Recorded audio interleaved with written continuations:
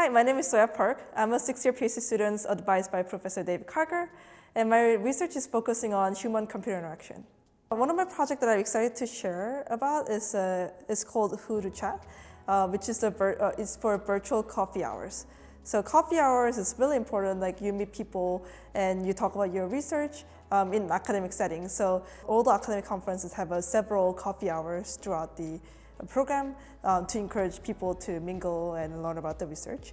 And one of the difficulty over pandemic is that conferences got canceled, so they're moving on to the virtual setting. Giving a talk is more straightforward over virtual because you just do it on the Zoom.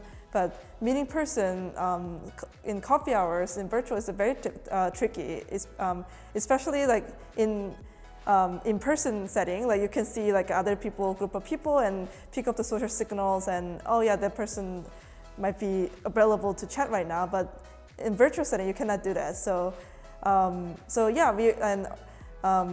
we are like looking into how can we do this in the virtual settings. So Who to Chat is basically like how to help people meet, especially younger students who are very scared to meet senior people, to more willing to talk to senior researchers. So I can start by like existing collaborative systems have underlying assumptions about the system, like for example, under what settings the system is going to be used and what user is going to use the systems.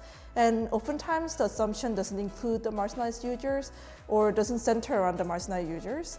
So it's basically resulting in a system not very usable for marginalized users.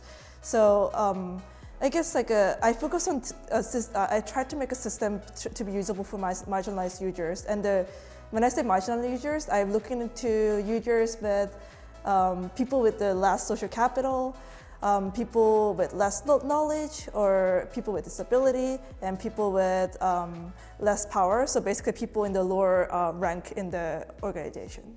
Other use cases I can think of is that currently like we are looking into academic setting, but I think this networking is prevalent in any setting, in industry, and even like between universities, like a students meetup and such. So yeah, I think this, and also there's always like people with the less social capital or more fear. So I think this interface definitely like could be applicable to other group of networking.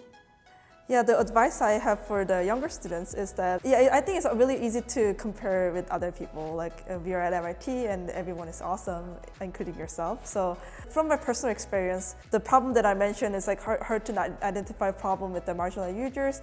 It took me really a long time, and even deploy and build the system, it's like really long time while my lab mates and other students in other university pumping out like so many papers. So it's really like I was very anxious. It's like how slow I am and everything. But but now that I think about it, it's really important problem. It's like the reason it took a while is because important problem takes longer to solve. So yeah, I just want to say there's always timing. Different people have a different timing, but if you truly believe in your goal, it's going to happen, but at different time than other people.